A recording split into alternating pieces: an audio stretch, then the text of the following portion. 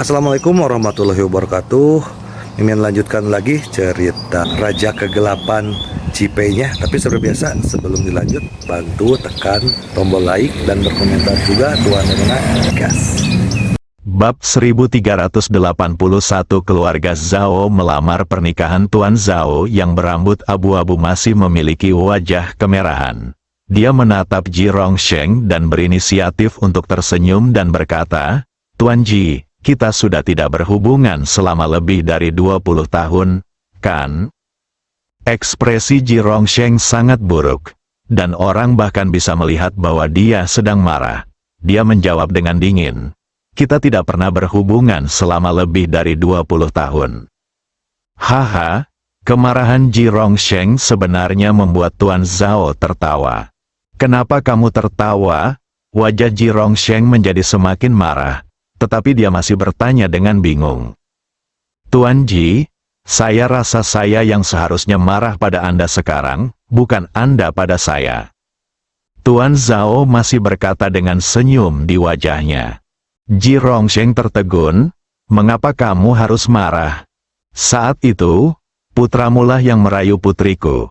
Jika bukan karena dia, aku sekarang akan menjadi ayah mertua Master Balai Naga Kincang, Taisan tua. Jika aku menghentakkan kakiku di negeri naga, tanah akan bergetar 3 kali."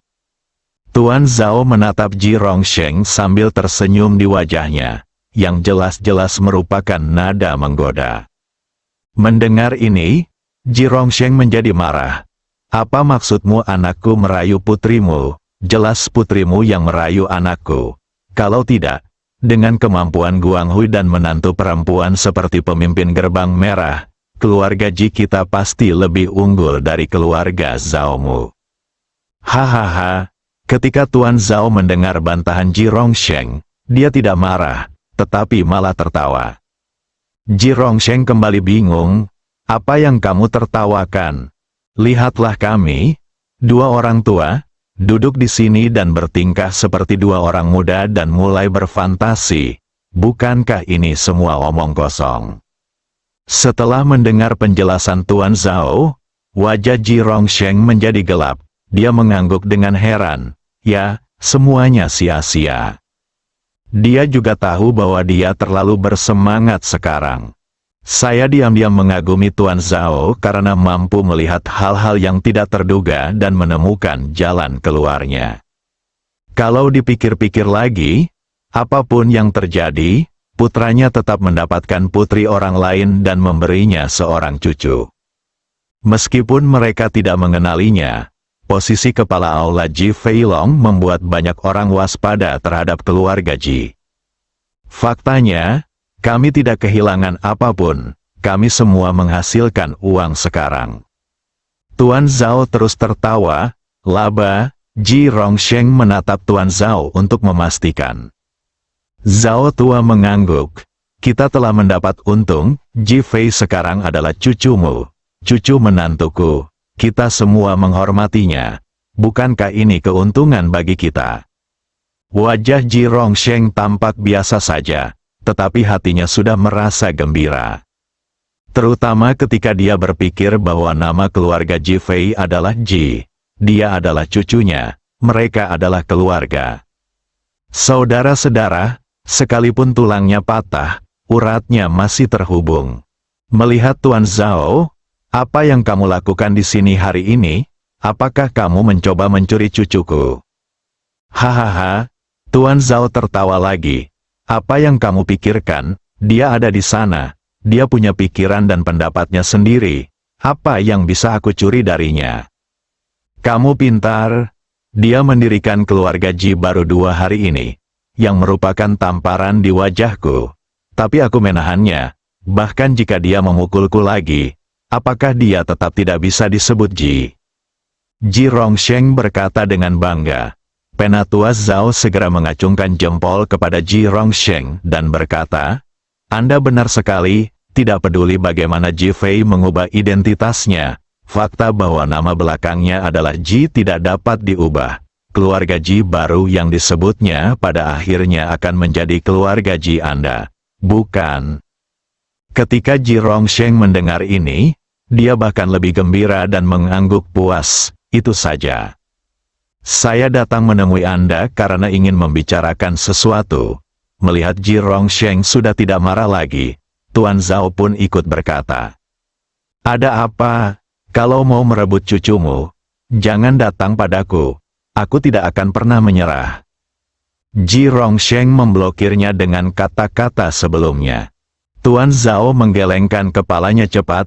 Tidak, saya hanya berpikir bahwa kedua keluarga kita telah saling menyalahkan selama lebih dari 20 tahun, dan sudah saatnya untuk mengakhirinya, bukan?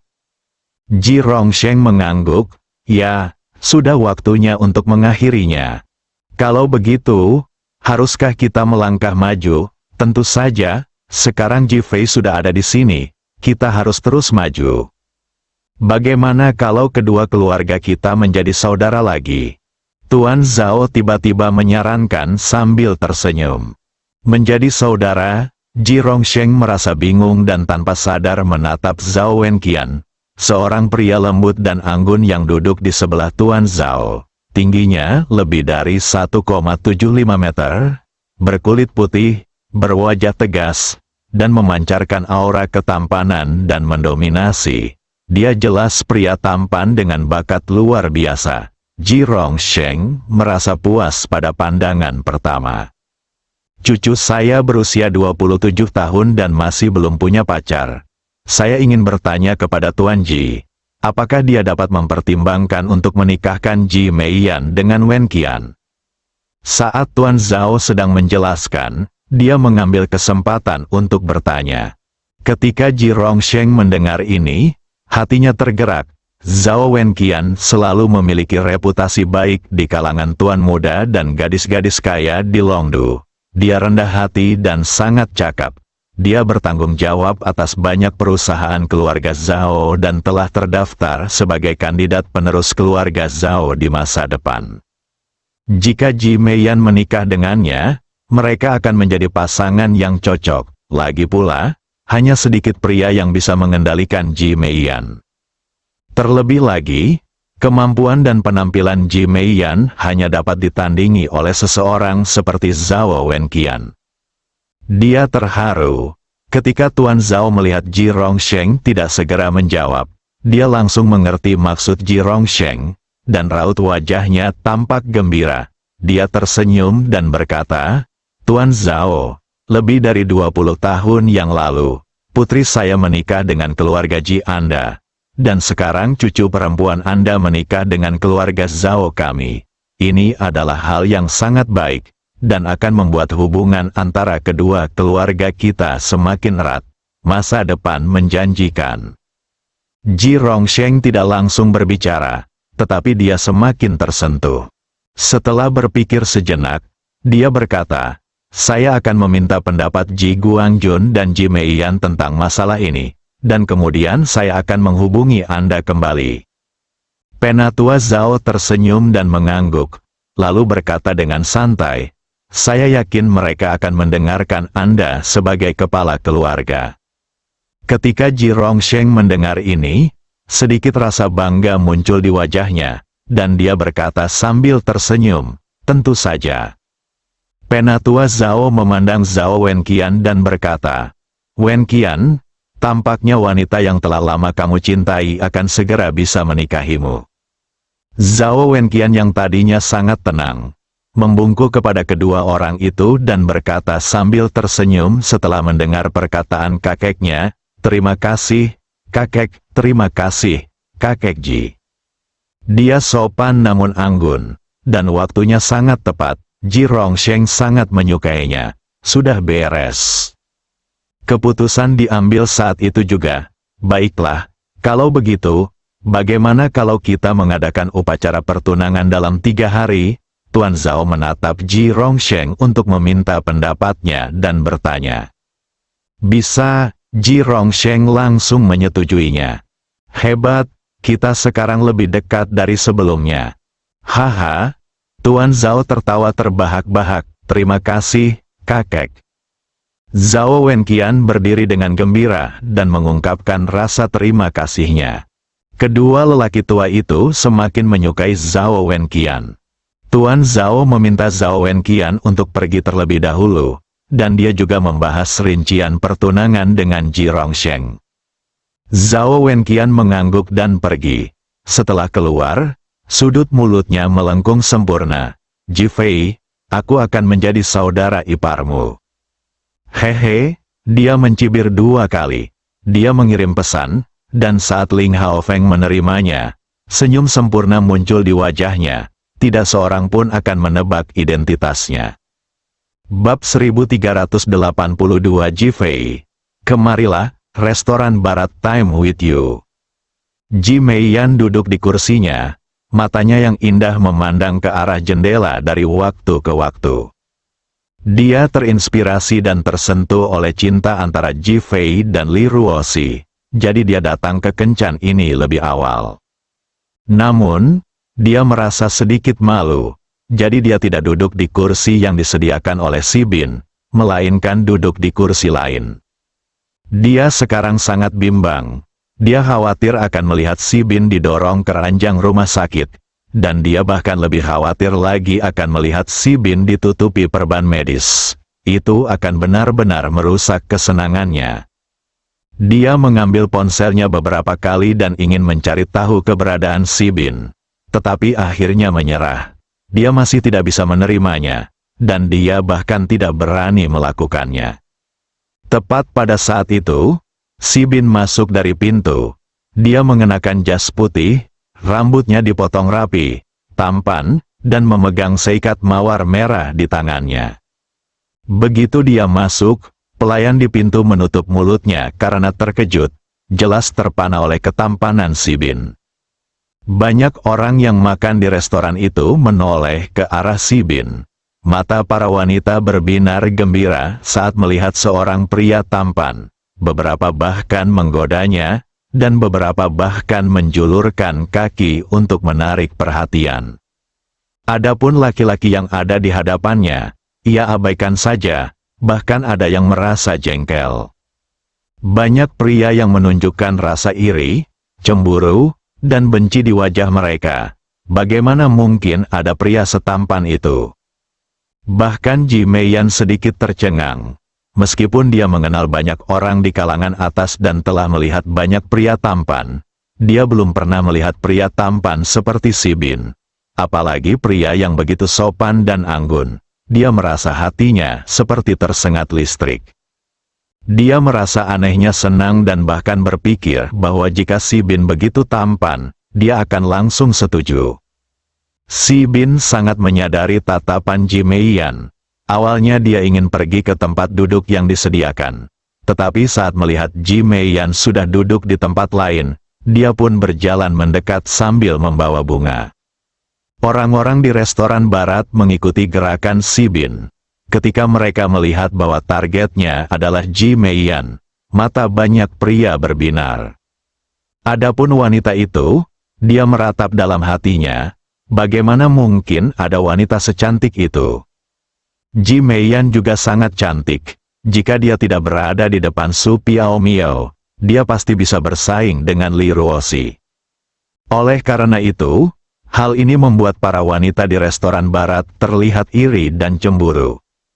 Sayangnya, Si Bin dan Ji Meiyan menjadi objek kecemburuan, dan kebencian orang lain. Dibandingkan dengan berbagai perasaan psikologis mereka, Ji Meiyan kini hanya memiliki satu perasaan psikologis, yaitu gugup.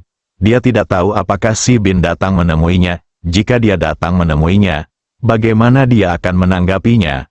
Apakah dia setuju atau tidak? Jika dia setuju, itu wajar saja, lagi pula dia menyukai Si Bin. Tapi, jika Si Bin yang terluka datang dan menemukan ada pria tampan di sampingnya, bukankah dia akan sangat marah? Bukankah itu akan membuat Ji Fei marah? Apakah dia benar-benar akan datang untuk meminta penjelasan atau uang?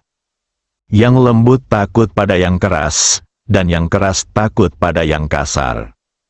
Dia tangguh, tetapi dia juga takut dengan kesombongan Qi Yuan dan yang lainnya. Saya agak khawatir, Jika dia tidak setuju, dia akan kehilangan pria tampan yang sempurna, yang pasti akan menjadi penyesalan seumur hidup. Dia benar-benar tidak menginginkan itu. Untukmu, tepat saat dia sedang dilanda keraguan yang amat dalam, Si Bin menyerahkan bunga mawar di tangannya kepada Ji Meiyan dengan senyum gugup dan malu di wajahnya, seolah dia takut Ji Meiyan akan menolaknya. Ji Meiyan merasa seperti sedang bermimpi. Dia hanya merasa bahwa seseorang akan datang ke mejanya, tetapi dia tidak menyangka bahwa orang itu benar-benar akan datang. Saya begitu bingung dan gugup sehingga saya merasa seperti ada dua kelinci kecil dalam perut saya. Si Bin menatap Ji Meiyan yang menunjukkan rasa malunya, dan tersenyum. Dia ingin menjelaskan mengapa dia baik-baik saja. Terima kasih. Ji Meiyan memikirkan tentang cinta manis antara Ji Fei dan Li Ruoxi. Mengapa dia tidak bisa memilikinya? Mengapa Ji Fei bisa mengganggunya? Mengapa dia harus memaksanya untuk bersamanya? Akhirnya, dia mengucapkan terima kasih dengan terus terang dan mengambil mawar itu. Mata Si Bin membelalak dan wajahnya dipenuhi rasa malu dan gembira. Dia tidak menyangka bahwa dia berhasil dan Ji Meiyan benar-benar setuju untuk menerima mawarnya. Setelah mengambil langkah pertama yang sempurna, banyak ide saya sendiri yang tidak perlu lagi digunakan. Hatinya cantik dan wajahnya penuh senyum. Berikan aku ciuman. Beberapa orang yang suka membuat masalah sudah mulai membuat keributan. Wajah Si Bin semakin memerah. Begitu pula Ji Meiyan. Dia sekarang khawatir tentang apa yang harus dilakukan ketika Si Bin datang. Apakah orang lain akan mengatakan dia wanita yang pelin-pelan? Lagi pula, aku sudah berjanji pada Ji Fei untuk datang dan makan malam bersama Si Bin hari ini. Namun, setelah sesaat terkejut, dia telah sepenuhnya tenang. Bahkan Ji Fei tidak memiliki hak untuk mengganggu kebebasan cintanya. Menerima pihak lain dengan cara ini mungkin merupakan cara yang lebih baik untuk memberikan pukulan pada Ji Fei dan membuatnya menyerah, daripada membiarkan Si Bin, seekor katak, ingin memakan daging angsa. Ji Meiyan memejamkan matanya dan menunggu Si Bin menciumnya. Dia sekarang telah memutuskan. Meskipun Si Bin di depannya adalah seorang bajingan, dia harus menghargai kisah cinta ini saat ini juga. Lagi pula, hal ini jarang terjadi. Mengenai latar belakang dan status keluarga Si Bin, dia tidak mempertimbangkannya, tidak perlu mempertimbangkannya karena dengan kemampuan dan kekuatannya, dia bahkan dapat mendukung orang bodoh, apalagi pria di depannya. Siapa yang tidak bodoh? Si Bin begitu gembira, ia tidak menyangka Ji Meiyan akan menerimanya secepat itu. Dia mencium kening Ji Meiyan dengan penuh kegembiraan dan gemetar. Semua orang di tempat kejadian menahan napas, menunggu untuk menyaksikan adegan yang paling seru. Si Bin tidak mengecewakan mereka dan benar-benar menciumnya. Wajah Ji Meiyan dipenuhi ekspresi bahagia dan malu. Kelopak matanya bergetar, dan dia tidak berani membukanya. Tangan Si Bin juga gemetar karena gugup. Wah! Penonton pun bertepuk tangan dengan keras. Selamat, selamat. Si Bin sangat gembira dan menatap pelayan itu. Saya akan membayar tagihan semua orang hari ini. Terima kasih atas doa Anda. Mendengar ini, semua orang bertepuk tangan lagi. Mereka tidak kekurangan uang, tetapi mereka menghargai wawasan Si Bin. Hal ini membuat Ji Meiyan semakin bahagia. Kedua orang itu saling memandang dengan senyum di mata mereka, tetapi mereka tidak tahu bagaimana cara memperkenalkan diri. Karena di mata Ji Meiyan, Si Bin adalah pangeran menawan yang jatuh dari langit dan pelindung terbaik yang dapat membantunya menghadapi pelecehan Si Bin. Si Bin mengira Ji Meiyan tahu bahwa dia adalah Si Bin. Jadi dia tidak memperkenalkan dirinya kepada Ji Meiyan. Keduanya hanya mengobrol santai. Saat itu, Ji Fei masuk bersama Li Ruoxi. Si Bin membelakangi Ji Fei dan tidak melihatnya. Ketika Ji Meiyan melihat Ji Fei, dia tiba-tiba menjadi sangat panik. Mungkinkah si Bin akan datang? Apa yang harus dilakukan? Aku sudah menerima lamaran lelaki tampan di hadapanku ini. Si Bin bahkan setuju tanpa memahami situasi pihak lain. Sekarang dia agak bingung. Namun setelah berpikir sejenak, dia tiba-tiba mengambil keputusan berani dan berdiri. Ji Fei, kemarilah, bersambung.